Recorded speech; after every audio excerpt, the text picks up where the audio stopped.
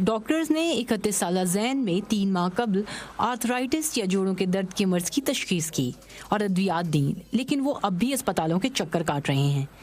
زین کے مطابق ان کو 2 ماہ کے لیے دی جانے والی ایک دوائی نے ان کی حالت چند ہفتوں میں اتنی خراب کر دی تھی کہ وہ اب تک سنبھل نہیں سکے۔ 15 to 20 ڈیز کے بعد میرے جسم پہ چھالے بننا شروع ہو گئے تھے، مطلب جسم گلنا شروع ہو گئے تھے، منہ میں چھالے بننا شروع ہو گئے کہ میرے لیے پرابلمس سٹارٹ ہو گئی تھیں، لیکن اس کا اثر جو وہ مہینے تک جاری رہا تھا کہ مجھے اس کو ہیل اپ کرنے میں ٹائم لگا۔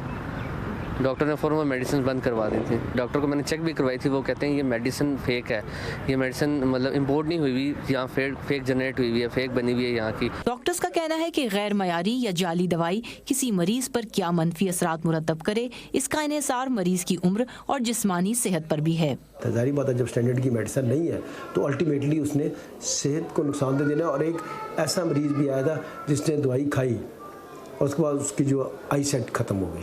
تو اس سے اندازہ لگا لیں کہ یہ سر سے لے کے پاؤں تک کسی بھی چیز کو متاثر کر سکتی ہے۔ اگر آپ سب اسٹینڈرڈ دوائی یا جعلی دوائی استعمال کرتے ہیں تو سر سے پاؤں تک آپ کو افیکٹ ہو سکتا ہے۔ ایون اس میں آپ کہہ سکتے ہیں فالج کا مسئلہ بھی ہو سکتا ہے، ہارٹ اٹیک بھی ہو سکتا ہے۔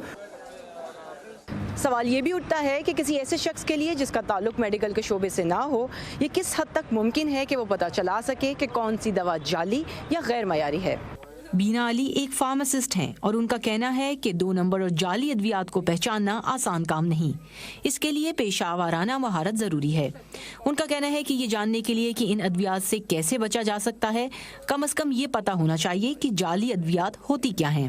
اسپوریس ڈرگ مطلب یہ کہ جو آنکھوں کو ایک دم اوریجنل لگے لیکن ہو وہ فیک۔ اسپوریس ڈرگ میں یہ کہ آئدر ڈرگ جو لیبل لکھا ہو لیبل کے اوپر کہ اس میں یہ میڈیسن موجود ہے، وہ اس میڈیسن کے اندر سرے سے ہو ہی نہ، اور پاسبلٹی ہے کہ اس کے اندر کوئی اور کنٹامنیشن ہو کوئی اور ڈرگ کی۔ فارماسسٹ کی پریزنس ہونا ضروری ہے at the time of purchasing, تاکہ وہ اوتھینٹک اور جو کمپنیز ہیں ان کے آتھورائز ڈسٹریبیوٹرز ہیں نا انہی سے پرچیزنگ کریں۔ دوسری طرف حکومت کے متعلقہ ادارے ڈرگ ریگولیٹری اتھارٹی کے ترجمان اختر عباس خان کا کہنا ہے کہ جعلی ادویات کی روک تھام کے لیے صرف وزارت صحت ہی نہیں، پولیس، کسٹمز اور باقی اتھارٹیز بھی کام کرتی ہیں۔ لیکن وائس آف امریکہ کی متعدد کوششوں کے باوجود اتھارٹی کے کسی بھی متعلقہ افسر نے کیمرے پر اپنا موقف دینے پر رضامندی ظاہر نہیں کی۔ ماہرین صحت کا کہنا ہے کہ جعلی ادویات کی روک تھام انفرادی سطح پر نہیں ہو سکتی، اس کے لیے حکومت کو ادویات کے بارکوڈ متعارف کروانے جیسے کئی اقدامات کرنے کی فوری ضرورت ہے، لیکن ان پر ابھی تک مکمل عمل درآمد نہیں ہو سکا۔